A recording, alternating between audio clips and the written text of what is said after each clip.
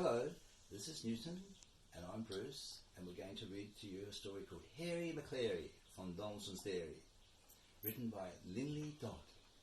It's a lovely little story about lots of dogs that get together and make friends, and I think this is a story that Newton would fit into very well indeed, because he loves making new friends with dogs.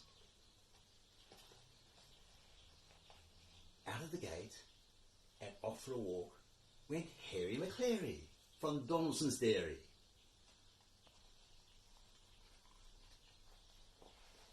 And Hercules Morse, as big as a horse.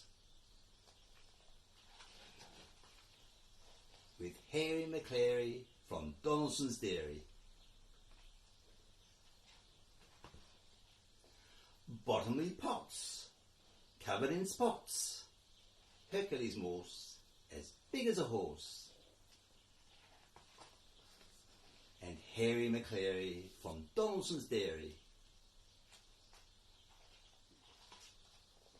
Muffin Maclay, like a bundle of hay. Bottomly pots, covered in spots. Hercules Morse, as big as a horse. And Hairy Maclary from Donaldson's Dairy. Bitzer Maloney, all skinny and bony. Muffin Maclay, like a bundle of hay. Bottomly pots, covered in spots. Hercules Morse, as big as a horse. And Hairy Maclary from Donaldson's Dairy. Schnitzel von Crumb, with a very low tum. Bitzer Maloney, all skinny and bony. Muffin Maclay, like a bundle of hay. Bottomly pots, covered in spots. Hercules Morse, as big as a horse. And Hairy Maclary from Donaldson's Dairy. With tails in the air, they trotted on down, past the shops and the park, to the far end of town. They sniffed at the smells, and they snooped at each door, when suddenly, out of the shadows, they saw Scarface Claw, the toughest Tom in town. "Meow!" said Scarface Claw.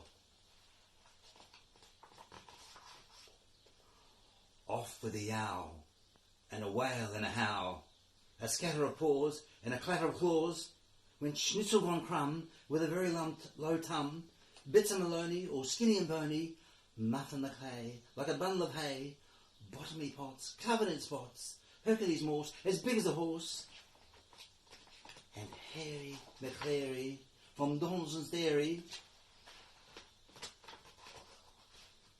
straight back home to bed. And that's exactly where Newton would go, I'm sure, if he was in that situation as well. I hope you enjoyed the story. Thanks for listening. I'll see you next time.